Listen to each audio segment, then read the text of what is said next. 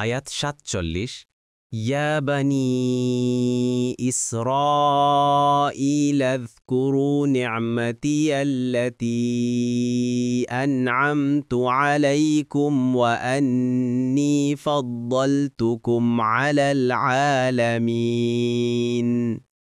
অনুবাদ: হে ইসরায়েল বংশধরগণ, আমার সে নেয়ামতের কথা স্মরণ করো যা আমি তোমাদেরকে দিয়েছিলাম, আর নিশ্চয় আমি সমগ্র সৃষ্টিকুলের উপর তোমাদেরকে শ্রেষ্ঠত্ব দিয়েছিলাম। ১ নং ফুটনোট।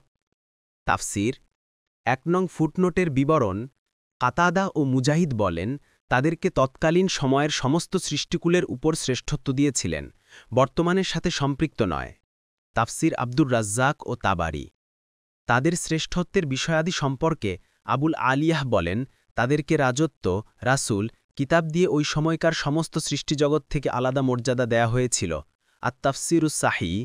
ইবনে কাসির বলেন, অবশ্যই এ শ্রেষ্ঠত্ব তৎকালীন সময়ের সাথে সম্পৃক্ত বলতে হবে, কারণ এ উম্মত অর্থাৎ মুহাম্মদ সাল্লাল্লাহু আলাইহি ওয়াসাল্লামের উম্মত তাদের থেকেও উত্তম, কারণ আল্লাহ তাআলা বলেন, তোমরাই শ্রেষ্ঠ উম্মত, মানবজাতির জন্য তোমাদের আবির্ভাব হয়েছে, তোমরা সৎ কাজে নির্দেশ দিবে, অসৎ কাজে নিষেধ করবে এবং আল্লাহর উপর ঈমান আনবে।